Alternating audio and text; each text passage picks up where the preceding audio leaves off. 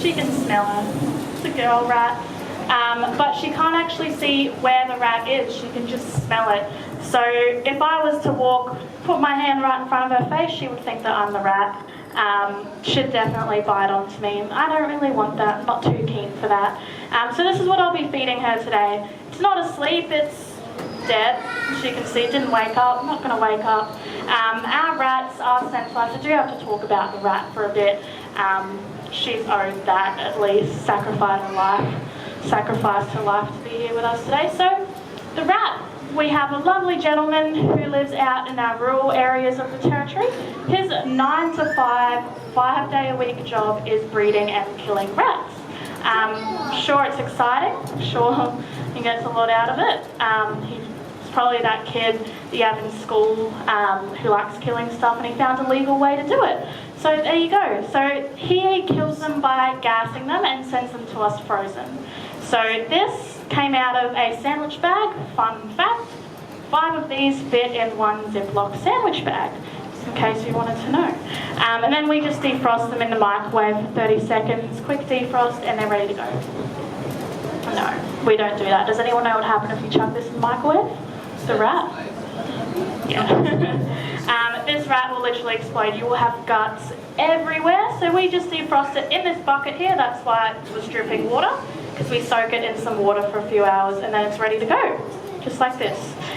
You don't want to be feeding a snake a frozen meal because firstly they won't be interested in it, and secondly if they were it would kill them. It's too cold for them. Snakes here do like nice warm things, so we have warmed this up quite nicely to stimulate a mammal. It's got a nosebleed as well. I'm going to have to clean this table later, looks like. So Bella here, we'll just recap, she's a constrictor. She has no poison or venom. So once she does latch onto this rat, she will hopefully bite onto the head and then constrict for a little bit, then start to swallow. And now we'll actually do that now. If you did want to film, you are more than welcome to. I'll get her to the front of the table. Just come around here please, Bella. Come on. Okay. Should be good to go now. Squeak, squeak. Come on. So as you can tell, this is a captive born and bred snake. And that's because the rat's right here and she's over there. She has no idea what's really going on. Don't go after me, go after the rat, Bella. Basically, if this was a wild situation, this meal would have gotten away. Bella wouldn't have gotten any food from it. Okay. Here. It's right here. Ooh. What a savage. What a savage snake. Completely ruthless. There we go. So she is just going to constrict this because she does think it's alive. She's going to constrict this to the point that she does believe it's a dead meal. And we do serve off dead meals for a couple of reasons. First reason is if that rat was alive, it wouldn't just sit there and accept that it's going to die. It's going to fight for its life or it's going to run away.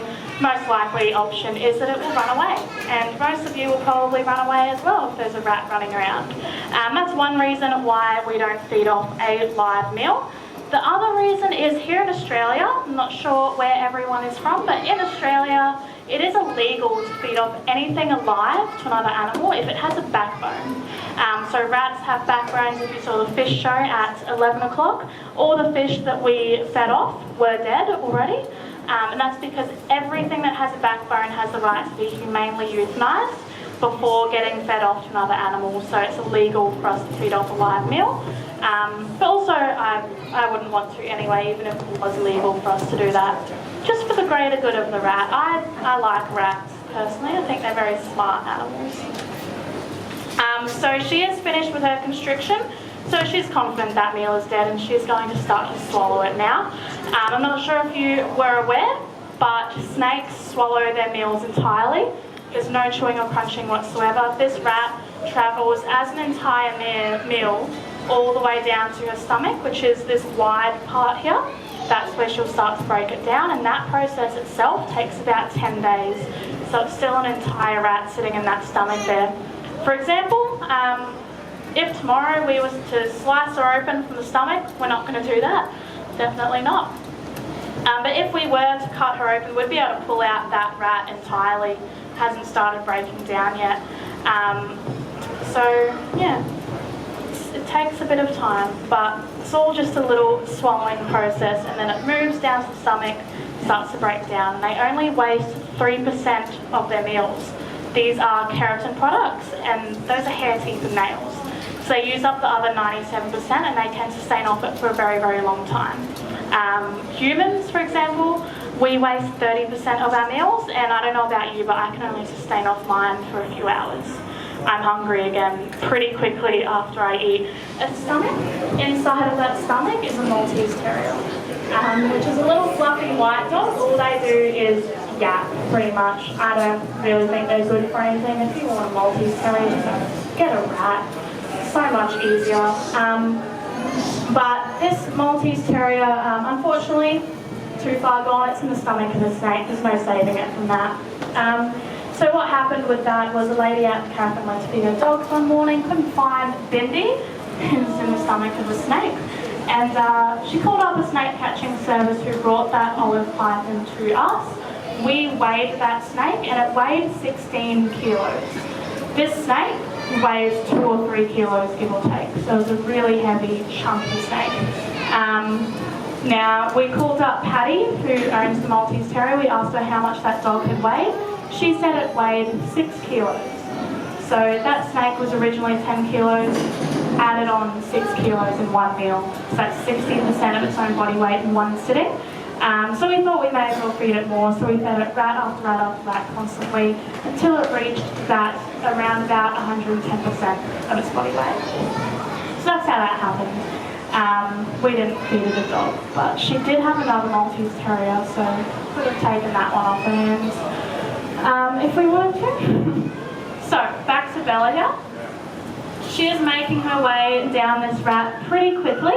Once she gets past that first set of shoulders, it is smooth sailing from there on in. The shoulders are the widest part, so it's the hardest to get around, but she's already done that, so now I can move her. And you can see quite clearly that she doesn't need her body to actually hang on to this rat.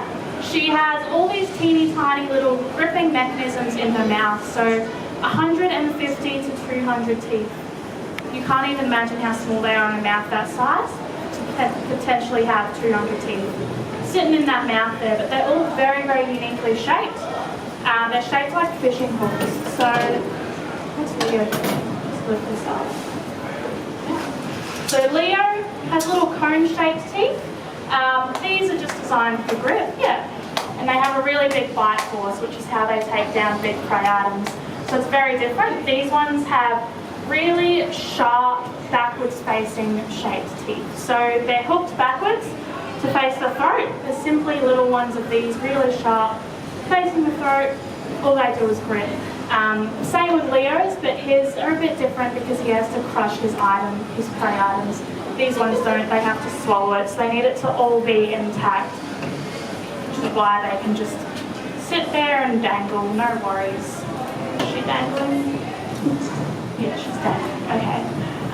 Now, with her jaw structure, how she can actually swallow these meals, there's a very, very common myth that snakes dislocate their jaws to eat. I was taught that all through school, that snakes dislocate their jaws. However, they don't. It's just a very unique jaw structure. So they do have 3 different jaw movements. We have 2. We have the top jaw, the bottom jaw. The top part doesn't move. It's the bottom part that moves when we talk, when we eat, things like that.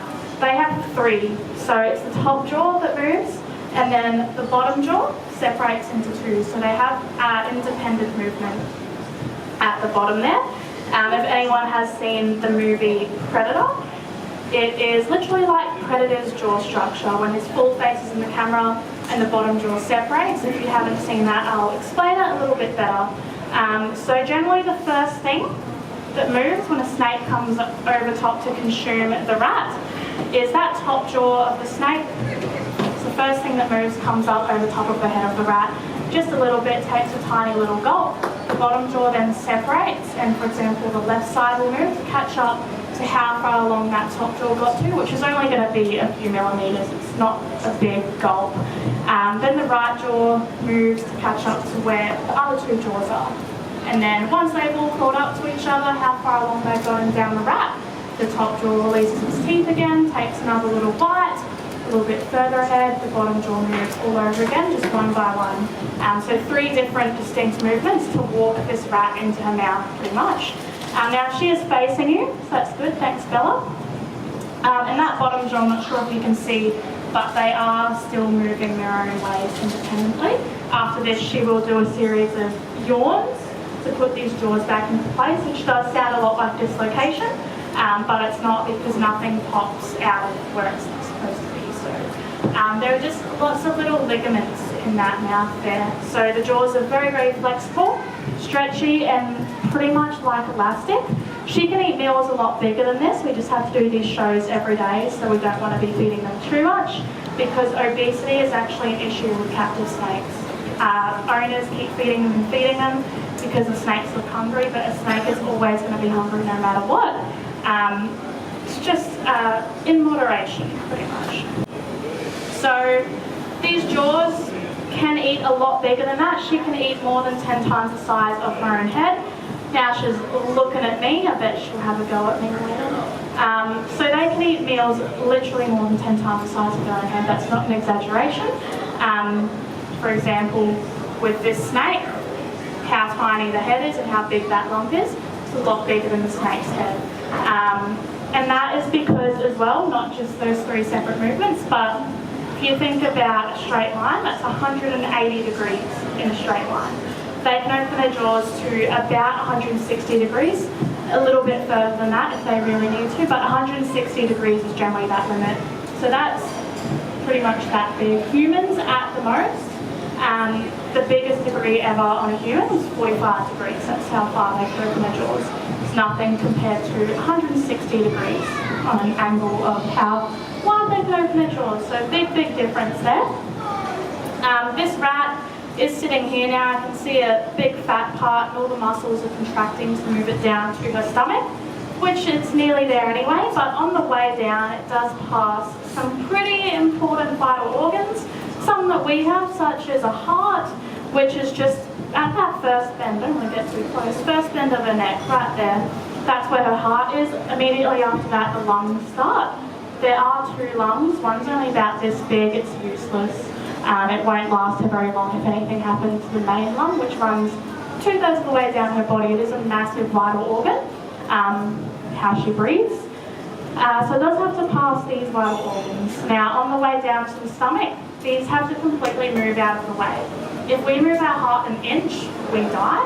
These completely have to move to the very edges of the rib cage to make way for that rat to actually pass through. And then once that rat has passed, it just pops back into place like nothing ever happened.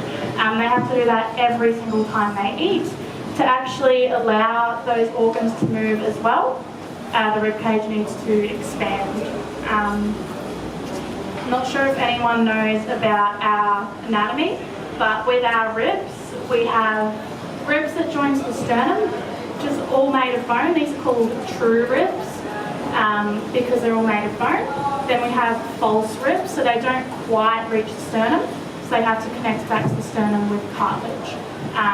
And those are what a snake's ribs are made out of. So they're all false ribs, which is how they can stretch, because it is made from cartilage. So it does allow that little bit of leeway for a snake.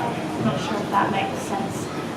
Now I do have a little photo of a wormer python being kept by a guy just at his house. He fed his wormer python off a pair of barbecue tongs. We feed all of our snakes off actual snake feeding tongs. We don't like to mix barbecues and rats. But he does, apparently. He left those tongs in the enclosure after he fed off that rat. Now, if you were here earlier, you will remember me saying that snakes are virtually blind, but they do have an exceptional sense of smell. So he would have fed the rat, don't strike at me, off the end of those tongs there, left those tongs in the enclosure. The snake comes along, smelling for more, smells rat on the end, thinks it's a rat, and swallows them. So never leave stuff in the snake enclosure if you do have one. So he went back to get these tongs out a few hours later. He picked up his snake, realised that it wouldn't bend. He couldn't find his tongs. Just don't go. You can bite yourself if you want. If you want to bite me, just go on at everything. His snake didn't bend, so he took it to the vet, realising what had happened. Got an X-ray on this snake, and this is the X-ray from the University of Adelaide. The rat is sitting there, and there's a very clear set of tongs in that stomach as well, and obviously metal can't be digested. So he's a good snake owner. He got those surgically removed instead of getting it euthanized, which would have been a lot cheaper. This snake, for example, I've seen it sells for an average of $100. It's a really cheap species here in this factory. I've seen some going for 70 as well, so very cheap. This surgery to get those tongs cut out costed like over $1,000. So definitely spent a lot of money on that snake there. Now that Bella's finished eating, she's going to keep striking at anything that moves pretty much. Does anyone have any questions?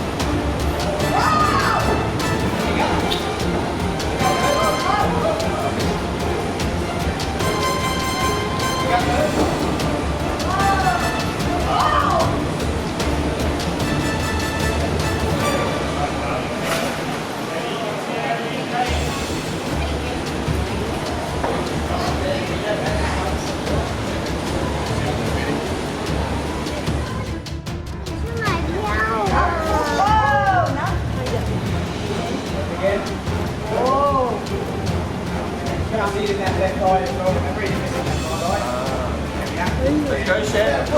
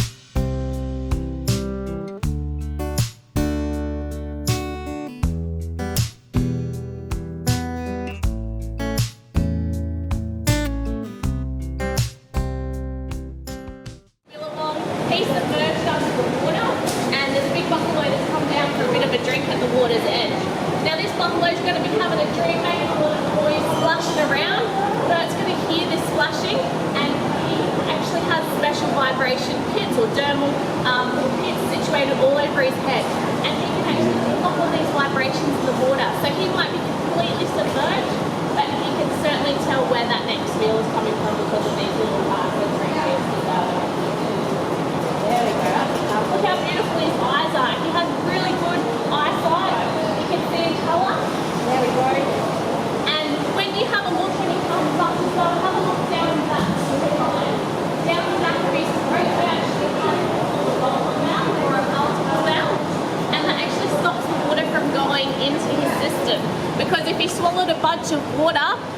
around like us. He's the same. He has to come up above the water.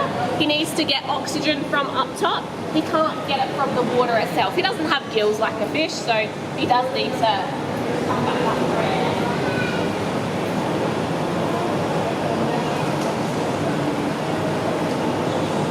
Now, you probably noticed that it does take his food as well. He actually brings out hands, our meats, and certain crocodiles, but to be able to regulate that industry. So crocodile farming, although it seems to have its pros and its cons, it has actually been quite vital to the survival of these beautiful creatures.